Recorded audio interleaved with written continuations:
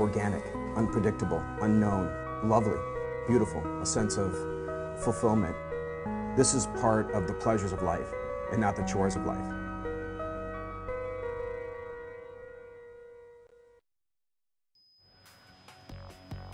This morning on Daily Iowan TV, Student Voices. The University of Iowa president listens to student concerns about cultural issues on campus. And Blood Drive, the Zika virus, adding a new hurdle to donating. Iowa volleyball with a whole bunch of matches on Friday. Hear from Coach Szymanski and players coming up in sports. All that and more coming up. This is Daily Iowan TV.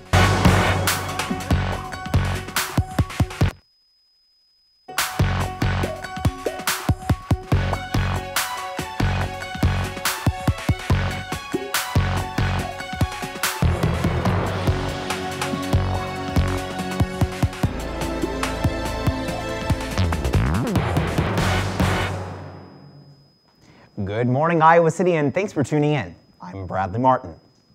Iowa City restaurants are preparing themselves for a possible increase in business, all thanks to a new application. The University of Iowa community has been introduced to the Feeder Meal Plan. It's a prepaid dining app that allows students to buy food at multiple off-campus locations. Just like a traditional UI meal plan, students select their food, present their feeder card as a form of payment, and the amount is deducted from their account. While restaurants must be approved by university nutritionists providing the plan, businesses hope to not only help students increase their food money budget, but increase their business. Solutions to issues involving cultural and diversity on campus are being brought to the attention of UI President Bruce Harrell. The president began a series of conversations with the LGBTQ and African American communities for an opportunity for students to lead the conversation.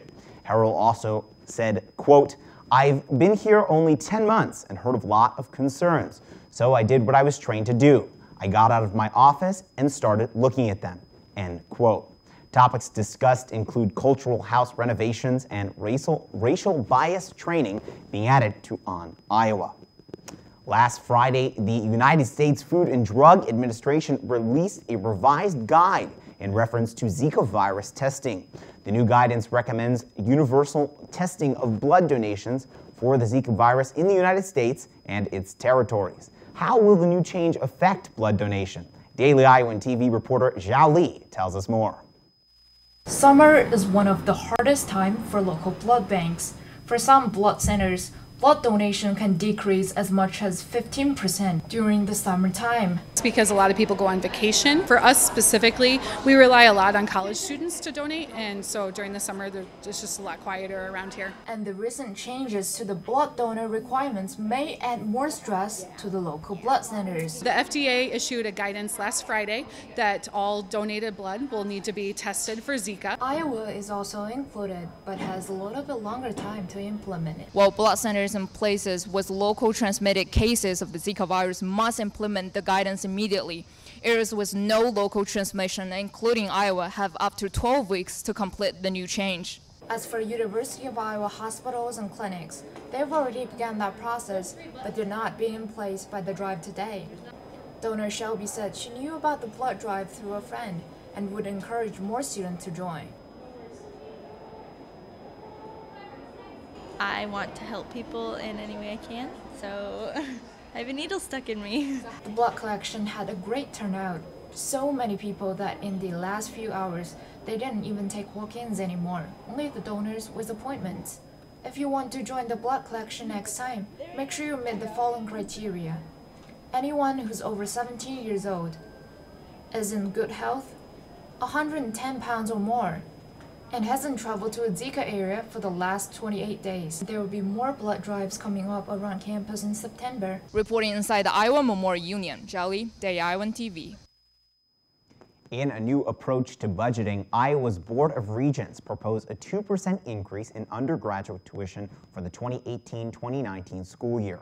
The board is issuing these scheduled events in hopes to give families a clear prediction of any changes in tuition advancements, of course, in advance. The plan will affect through all three of Iowa's public universities.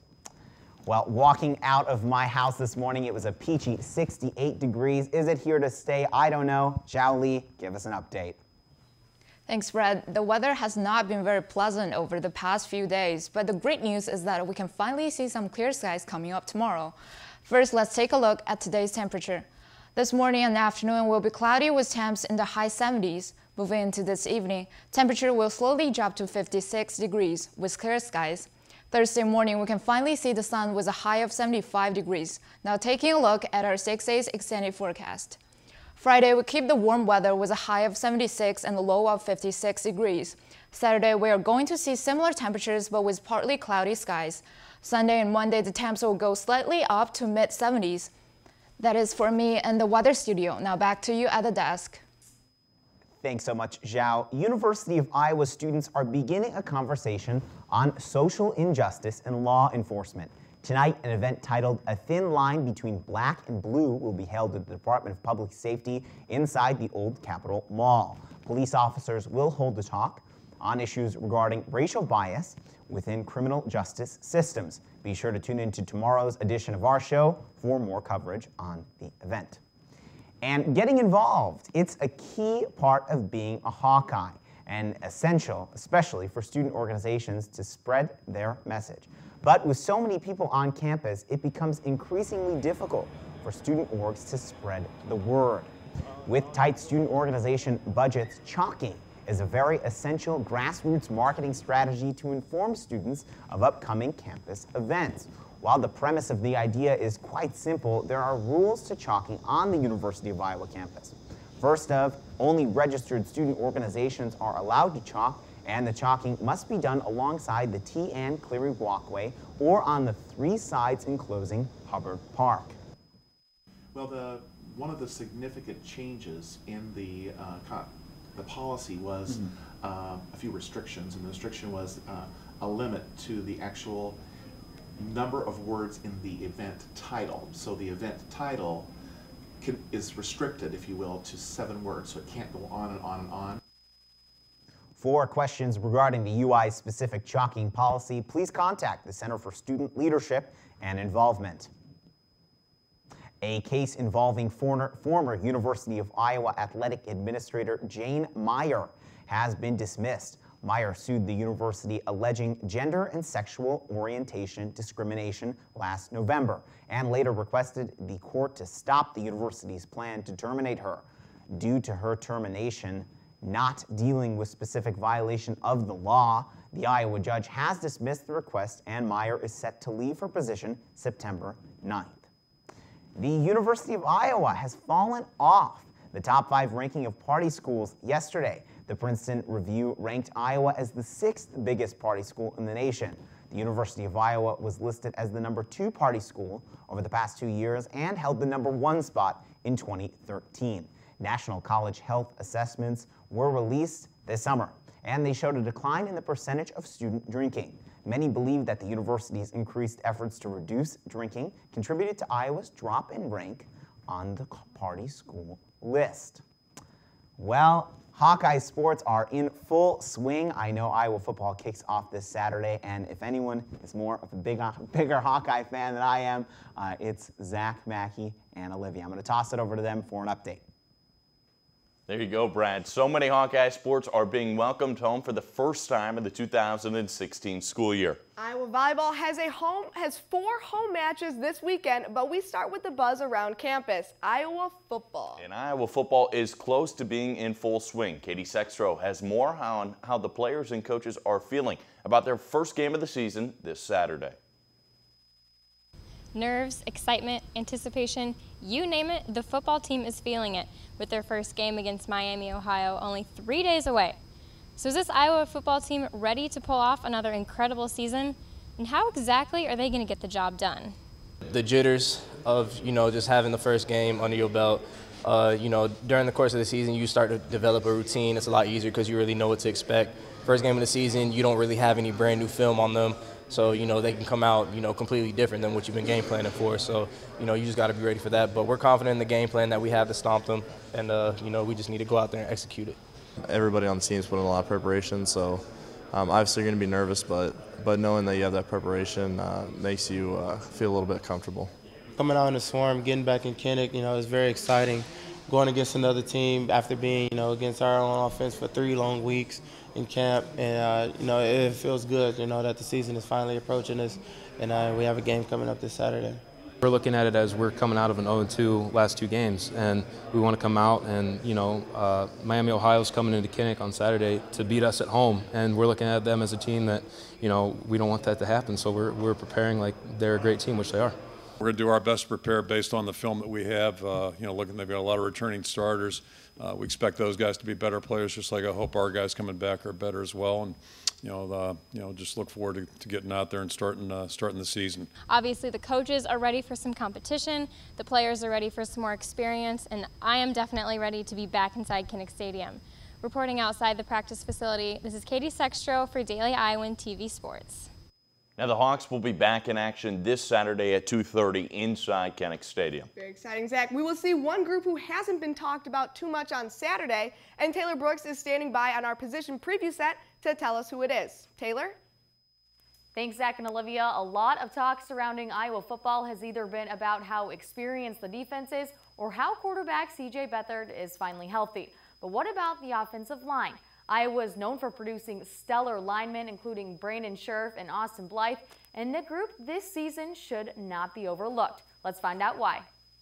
2 months ago, ESPN released its 2016 unit watch list, naming the Hawkeyes' offensive line #1 in the country, with returning veterans like left tackle Cole Croston and right guard Sean Welsh. Plus, returning to the lineup after injuries last season is Boone Myers at left guard and Ike Butker at right tackle. This group seems to have the chemistry that will last. I think we've done a great job of gelling, and I would say by now we're a tight-knit group, and I think we're ready for Saturday. Experience, the more snaps you get, obviously the better you're going to be, so I'd say that's the main thing. A switch was made from spring practice to fall camp, with Sean Welsh moving from center to right guard and true sophomore James Daniels sliding into the center position, making this O-line very versatile. He knows what he's doing in there, and you got to know what you're doing. If you're playing center, you're making the IDs or the quarterback, the offensive line. So he's done a good job of that. Brian's been moving guys back and forth, and it's definitely nice to have offensive linemen who can play a lot of different positions, and having guys who can play center and guard, tackle and guard is nice because you never know who's going to go down during a game. And, if we have something happen in a game like we did last year, it's nice to have guys step in there that you've played next to. The offensive trench may have lost Austin Blythe and Jordan Walsh to the NFL, but that is making opportunity more prominent on and off the field. We've had guys step up for people who we lost. We've lost, Austin Blythe on the offensive line, and, we've had guys step up and fulfill leadership roles. Unlike what Colin Cowherd said about Iowa and the NFL draft this season, Iowa football all year whined about, we deserve this and we deserve that, and all year long I said with Iowa football, you've got no NFL players. You better watch out for these guys, Cowherd.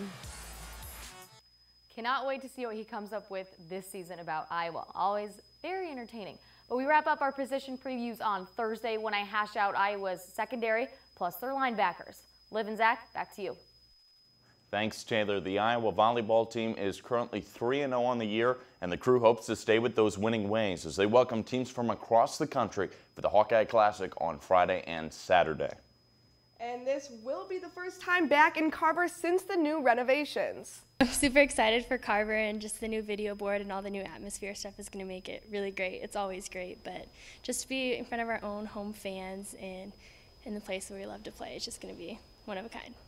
Yeah, having the new Jumbotron is just unbelievable. That big four-sided thing hanging up there on top of the court is really awesome. Many Hawkeye sports coming up this weekend. And we will have a full preview of the Hawkeye soccer, field hockey, and football game to come. Bradley, back to you at the desk.